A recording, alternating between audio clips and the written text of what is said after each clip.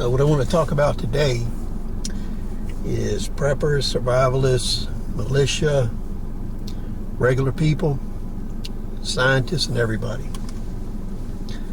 What I find really interesting is before all this COVID stuff happened, everybody used to say how they'd be gray man, they'd hold up at home, they'd stay at home for 3 months, 4 months, 6 months, whatever it took, so the emergency could go by. They could handle it and everything was going to be okay. Now, what we've learned from the pandemic is most preppers, survivalists, people, scientists, the general public, they can't stay at home. They can't do simple things like wear a mask or wear gloves. Now, that brings us to the point here. If you can't do the simple stuff, how are you going to do the hard stuff? Before anybody comes back and says, hey, this is a hoax, this doesn't work, that doesn't work, that's all Bravo Sierra. That's all that is. Anybody that gets on YouTube and tells you that this pandemic is a hoax, masks don't work, gloves don't work, PPE don't work, they're lying to you.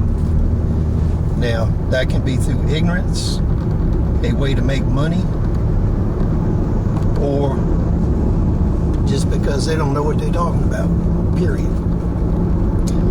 But in reality, I think a lot of this is deliberate, because a lot of these people that don't want you to stay at home, they don't want you to stay at home because they're sitting somewhere safe making money off of you when you're not at home.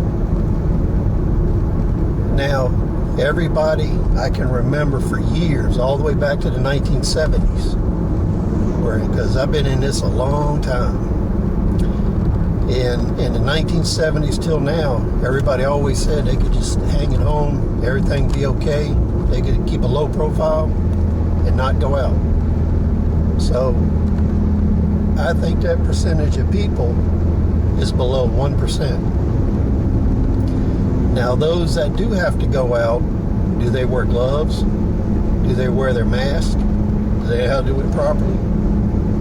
Because like I said, if you can't consistently do the easy stuff, there's no way you can do the hard stuff.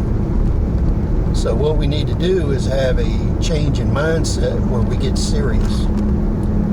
Right now, the first wave is actually exploding. We haven't gone into the second wave. We haven't even peaked the first wave yet.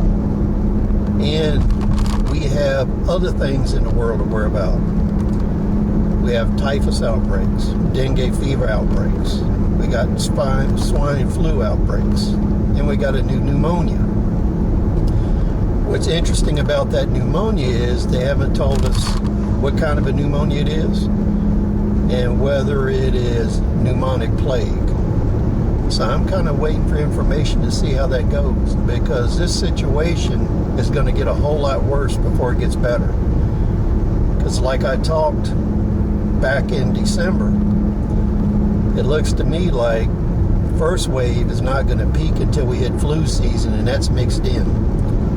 If this new pneumonia goes worldwide, and if it happens to be pneumonic plague, that is going to compound the problem even more.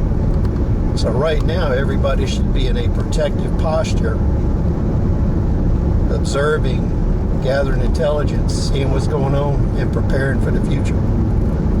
Because we're not in a lull. Everybody kept saying we were in a lull. We're not in a lull. Deaths are going up. Hospitalizations are going up. Many areas that thought they were safe are now in their surge capacity in ICUs. Soon you're going to see field hospitals in these areas. Then you're going to see triage where certain people will get treatment and certain people are not. So let's think about what we're doing. Let's ignore the ignorant and let's move ahead. Please rate, subscribe. We'll see you on the next episode.